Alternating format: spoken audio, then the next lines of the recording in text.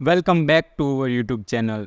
તો આપણી spoken English કોર્સની એક સિરીઝ ચાલી રહી છે અને એ મુજબ આજના વિડીયોમાં આપણે ક્રિયાપદના ત્રીજા રૂપનો સ્પેશિયલ ઉપયોગ જોઈશું. તો ચાલો શરૂઆત કરીએ. તો સૌપ્રથમ આપણે જોઈએ કે ક્રિયાપદ કોને કહેવાય. તો આગળના વિડીયોમાં આપણે શીખી ગયા છીએ કે ક્રિયાપદ કોને કહેવાય. તો ક્રિયાપદ એટલે ક્રિયા દર્શાવતા પદને ક્રિયાપદ કહેવાય છે. અને ક્રિયા કોને કહેવાય? તો મનુષ્ય દ્વારા જે કંઈ પણ કામ થાય એને આપણે ક્રિયા કહીએ છીએ. જેમ કે આવવું, જવું, બોલવું, લખવું, જોવું, ખાવું, પીવું, જેને છેડે વોવું આવે છે તે તમામ ક્રિયા છે. અને ક્રિયા દર્શાવતા પદને એટલે કે શબ્દને ક્રિયાપદ કહેવામાં આવે છે. અંગ્રેજીમાં તેને શું કહેવાય? તો કે અંગ્રેજીમાં એને વર્બ કહેવાય. અને કોઈ પણ ક્રિયાપદના મુખ્ય 3 રૂપ હોય છે, જે આપણે ક્રિયાપદના વિડીયોમાં જોયું હતું. તો એક મૂળ રૂપ હશે, તો આપણે મૂળ રૂપને શેના વડે ઓળખીએ છીએ? તો મૂળ રૂપને આપણે V1 તરીકે ઓળખીએ છીએ. એક ભૂતકાળનું રૂપ હશે ક્રિયાપદનું, જેને આપણે V2 તરીકે ઓળખીએ છીએ. અને એક ભૂતકૃદંતનું રૂપ હશે, જેને આપણે V3 તરીકે ઓળખીએ છીએ. તો અહીંયા જો એક ક્રિયાપદ આપેલું છે, તો અહીંયા ક્રિયા કઈ છે? તો અહીંયા ક્રિયા જવાની ક્રિયા આપેલી છે. અને ક્રિયાપદ શું છે? તો કે ગો, કારણ કે આ એક શબ્દ છે જે ક્રિયા દર્શાવે છે. તો આપણે પહેલેથી જ અંગ્રેજી ખોટી રીતે શીખીએ છીએ, કારણ કે આપણે શું કરીએ? આપણે એક જ ક્રિયાપદ પાકું કરીએ અને બાકીના 2 ફોર્મ યાદ રાખીએ છીએ. એનું ગુજરાતી શું થાય એના ઉપર આપણે ફોકસ કરતા નથી, એ આપણે શીખતા નથી, અને એટલા માટે જ આપણને અંગ્રેજી અઘરું લાગે છે. તો આપણે હવે પહેલેથી જ અંગ્રેજી એક નવી રીતે શીખીશું. આપણે ક્રિયાપદ તો પાકી કરીશું, સાથે સાથે એના 3 ફોર્મનું ગુજરાતી શું થાય એ પણ પાકું કરીશું, કારણ કે આપણે ગુજરાતીમાંથી અંગ્રેજી શીખવાનું છે. તો ગુજરાતીમાંથી અંગ્રેજી શીખવા માટે આપણને 3 ફોર્મનું ગુજરાતી શું થાય એ આવડવું જોઈએ. તો હવે જ્યારે પણ આપણે ક્રિયાપદ પાકા કરીશું, તો ક્રિયાપદના 3 ફોર્મ પણ પાકા કરીશું, અને સાથે સાથે તેનું ગુજરાતી શું થાય તે પણ પાકું કરીશું. તો અહીંયા જો એક ક્રિયાપદ આપેલું છે ગો. તો ગોનું મૂળ રૂપ શું થશે? તો ગોનું મૂળ રૂપ એટલે કે V1 ગો પોતે જ થશે, કારણ કે કોઈ પણ ક્રિયાનું મૂળ રૂપ હંમેશા તે ક્રિયા જ હોય છે. અને એનું ભૂતકાળનું રૂપ શું થશે? તો કે ભૂતકાળનું રૂપ ગયું હોય, અથવા તો છોકરી હોય તો ગઈ હોય, છોકરો હોય તો ગયો હોય. તો ભૂતકાળનું રૂપ હંમેશા સબ્જેક્ટ પ્રમાણે કરવું, કારણ કે આપણે અર્થવાળું ગુજરાતી શીખવાનું છે. તો હંમેશા એનું જે સબ્જેક્ટ હોય ને એ પ્રમાણે જ એનું ગુજરાતી કરવું. અને એનું ભૂતકૃદંતનું રૂપ V3 શું થશે? તો કે ગોન. ગોન એટલે કે ગયેલું. છોકરો હોય તો ગયેલો હોય, છોકરી હોય તો ગયેલી હોય. તો આનો આપણે આજે સ્પેશિયલ ઉપયોગ શીખવાનો છે, હમણાં આપણે આગળ જોઈશું. અને એક ચોથું રૂપ પણ યાદ આપણે રાખીએ છીએ કે જેને V4 આપણે કહીએ છીએ. આવું હોતું નથી, પણ આપણે યાદ રાખવા માટે V4 નામ આપ્યું છે. તો ING વાળું રૂપ હોય એને વર્તમાન કૃદંત કહેવાય, અને એને આપણે V4 કહીએ છીએ. આનું ગુજરાતી શું થશે? તો આનું ગુજરાતી શું થશે? તો આનું ગુજરાતી જવાનું એવું થશે. તો કોઈ પણ ક્રિયાપદ હોય એના 3 રૂપ હોય, અને આપણે એને V1, V2 અને V3 તરીકે ઓળખીશું. તો આજે આપણે V3નો સ્પેશિયલ ઉપયોગ જોઈશું. તો આપણે જોયું કે કોઈ પણ ક્રિયાપદ હોય એના 3 રૂપ હોય. જેમ કે અહીંયા જુઓ બીજું ક્રિયાપદ આપેલું છે પ્લે, એટલે રમવું, એને આપણે V1 કહીશું. V2નું રૂપ પ્લેડ થશે, અને ત્રીજું રૂપ પ્લેડ થશે, જેનું ગુજરાતી થાય છે રમેલું. તો આપણે જોઈએ કે ક્રિયાના ઉચ્ચારણમાં છેલ્લે હંમેશા વુ આવે તો V1 થશે. જેમ કે રમવું, લખવું, વાંચવું, ગાવું, વાવવું, જવું, બોલવું, સૂંઘવું, ખાવું, પીવું. તો કોઈ પણ ક્રિયાપદ હોય એનું હંમેશા મૂળરૂપ હશે ને, તો તેને છેડે મોટે ભાગે વુ શબ્દ આવશે. ક્યારેક નો પણ આપે અપવાદના કેસમાં. તો એવું જરૂરી નથી કે બધાની પાછળ આવે, પણ મોટે ભાગે 90% ક્રિયાપદમાં તો આવશે જ તે. અને જો ભૂતકાળનું રૂપ હોય તો ભૂતકાળના રૂપમાં હંમેશા છેડે ય હશે, યા હશે, ઈ હશે, અથવા તો યુનો અર્થ આવતો હશે, અથવા તો યોનો અર્થ આવતો હશે. જેમ કે રમ્યું, લખ્યું, વાંચ્યું, ગાયું, આવ્યો, ગયો, બોલ્યું. અને આપણે હંમેશા અર્થ પ્રમાણે જ ગુજરાતી કરવાનું, પરંતુ એક પેટર્ન ફોલો કરે છે કે 90% ક્રિયાપદના રૂપમાં હંમેશા ય જ આવતો હશે. અને V3ના રૂપમાં હંમેશા લુ, ઉ અથવા તો ઓ આવેલું હોય, અથવા તો એનો અર્થ નીકળતો હોય. જેમ કે રમેલું, લખેલું, તૂટેલું, આવેલું, ગયેલું, જેને આપણે V3 તરીકે ઓળખીએ છીએ. તો આ એક પેટર્ન ફોલો કરે છે ગુજરાતીમાં, તો આપણે યાદ રાખી લેવાનું. પરંતુ ક્યારેક એક્સેપ્શનના રૂપમાં ન પણ હોય, તો એવું જરૂરી નથી કે 100% કેસમાં આવે જ તે.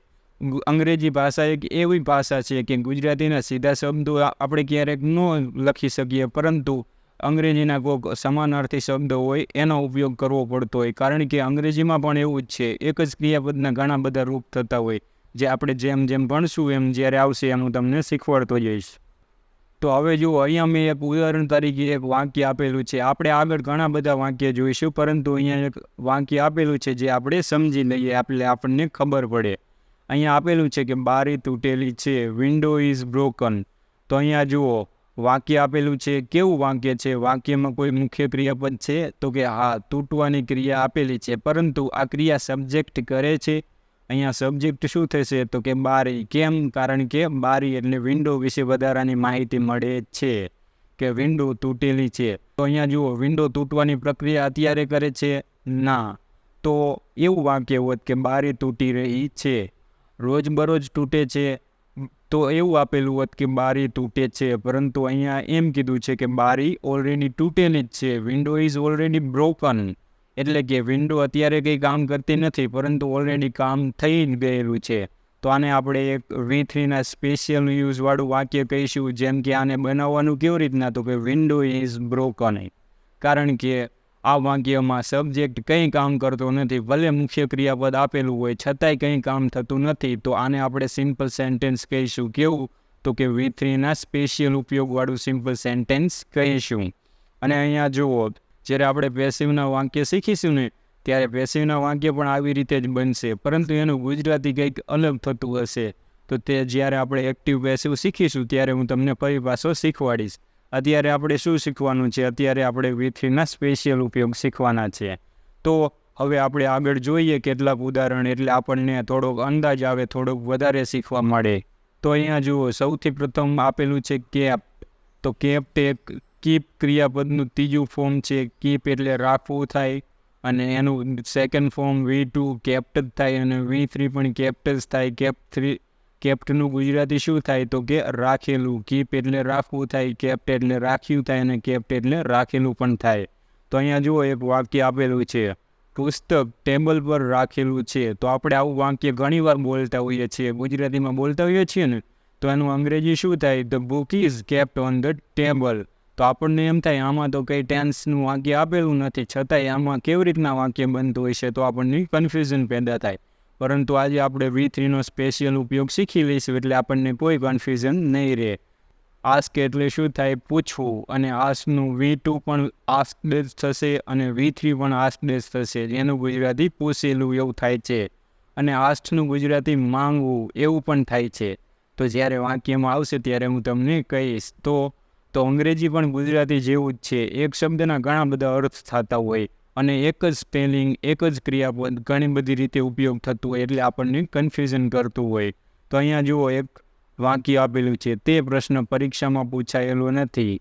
જેમ કે અહીંયા આપેલું છે પૂછાયેલો, તો એનું અંગ્રેજી શું બનશે? The question is not asked in the exam. તો જ્યારે આવું વાક્ય આવે ત્યારે આપણને ખબર ન હોય, તો આપણે કન્ફ્યુઝ થઈ જાય કે આ વાક્ય કેવી રીતે બન્યું હોય છે, અને એટલા માટે જ આપણને અંગ્રેજી અઘરું લાગે છે. પરંતુ હવે હું તમને શીખવાડીશ, એટલે તમને ક્યાંય પણ ક્યારેય કંઈ કન્ફ્યુઝન નહીં રહે. તો આગળ ઘણા બધા ક્રિયાપદ આપેલા છે, અને આ બધા ક્રિયાપદના વાક્યમાં આપણે ઉપયોગ કરેલો છે. અને આની PDF બનાવીને હું તમને અહીંયા ડિસ્ક્રિપ્શનમાં લિંક આપીશ, તમે ત્યાંથી ડાઉનલોડ કરી શકશો. તો હવે આપણે 3 ક્રિયાપદ વિશે જોઈ લઈએ, જે આપણને વારંવાર કન્ફ્યુઝ કરે છે, કારણ કે આ અપવાદ છે. કારણ કે આપણે આગળ જોયું કે ક્રિયાપદના ત્રીજા રૂપથી સિમ્પલ સેન્ટેન્સ બને છે, પરંતુ અહીંયા ING વાળા રૂપથી સિમ્પલ સેન્ટેન્સ બનશે. તો આ 3 ક્રિયાપદ છે, સીટ, સ્ટેન્ડ અને વિયર. તો અહીંયા આ ત્રણેય ક્રિયાપદને આપણે V3થી સિમ્પલ સેન્ટેન્સ નહીં બનાવીએ, પરંતુ આપણે ING વાળા રૂપથી સિમ્પલ સેન્ટેન્સ બનાવીશું, કારણ કે આનું અપવાદમાં સમાવેશ થાય છે. તો સીટ ક્રિયાપદના ત્રણેય રૂપ સીટ, સેટ થશે, સ્ટેન્ડ સ્ટૂડ થશે, વિયર વોર્ન થશે. તો સિમ્પલ સેન્ટેન્સ હશે તો કેવું વાક્ય હશે? ગુજરાતી જુઓ, રવિ ત્યાં બેઠો છે. તો આપણે અંગ્રેજી શું બનાવીશું? રવિ ઇઝ સિટિંગ ધેર. તો આ એક સિમ્પલ સેન્ટેન્સ છે. પરંતુ જ્યારે વાક્ય ગુજરાતીમાં આવી રીતે આપેલું હોય કે રવિ ત્યાં બેસી રહ્યો છે, તો આ એક ટેન્સનું વાક્ય હશે. તો એનું અંગ્રેજી તો સેમ જ રહેશે, રવિ ઇઝ સિટિંગ ધેર. તો જ્યારે આવા વાક્ય આવે ને એટલે આપણને કન્ફ્યુઝ કરે, પરંતુ આપણને હવે ખબર છે કે આ 3 ક્રિયાપદ એવા છે કે જે અપવાદમાં આવે છે અને એનું સિમ્પલ સેન્ટેન્સ અને V3નું સેન્ટેન્સ બંને સેમ જેવું બને છે. તો હવે આપણે કન્ફ્યુઝ નહીં થઈએ, આ એક્સેપ્શનમાં આપેલા છે. અને અંગ્રેજી એટલા માટે જ આપણને અઘરું લાગે છે કારણ કે આપણને એક્સેપ્શન વિશે તો ખબર હોતી નથી. તો બીજું વાક્ય જુઓ, રામ ઇઝ સ્ટેન્ડિંગ ધેર. તો આ એક સિમ્પલ સેન્ટેન્સ છે. તો રામ ત્યાં ઊભો હોય છે, કંઈ કામ નહીં કરતો હોય. મેં તમને આગળના વિડીયોમાં શીખવાડ્યું હતું. પરંતુ આવું વાક્ય આપેલું હોય કે રામ ઊભો થઈ રહ્યો છે, તો આ એક ટેન્સનું વાક્ય હશે અને એનું બનશે તો અંગ્રેજીમાં સેમ જ બનશે. અને ત્રીજું આપણે જોઈશું, મેં સફેદ ટી શર્ટ પહેરેલું છે. તો હું અંગ્રેજીમાં આવી રીતે કહીશ, આઈ એમ વિયરિંગ વ્હાઇટ ટી શર્ટ. અંગ્રેજી અને જો ટેન્સનું સેન્ટેન્સ હશે તો પણ આવી રીતે જ બનશે, આઈ એમ વિયરિંગ વ્હાઇટ ટી શર્ટ. હું સફેદ ટી શર્ટ પહેરી રહ્યો છું. પરંતુ આ બેનામાં ફેર કેટલો હશે? તો અહીંયા કંઈક કામ થઈ રહ્યું છે એવું લખેલું હશે અને અહીંયા ઓલરેડી કામ થઈ ગયેલું છે એવું આપેલું હશે. તો અંગ્રેજીમાં તો બંને સેમ જ થાય છે, પરંતુ ગુજરાતીમાં થોડોક ફેરફાર થાય છે. તો આપણે આ હંમેશા આગળના વાક્ય ઉપરથી નક્કી કરી શકીએ છીએ કે આ એક સિમ્પલ સેન્ટેન્સ છે અથવા તો ટેન્સ સેન્ટેન્સ છે. હંમેશા આગળના વાક્ય ઉપર આધાર રાખે છે. તો આ 3 ક્રિયાપદ અપવાદ છે અને અપવાદ તો અંગ્રેજીમાં હંમેશા હશે અને હશે જ તે.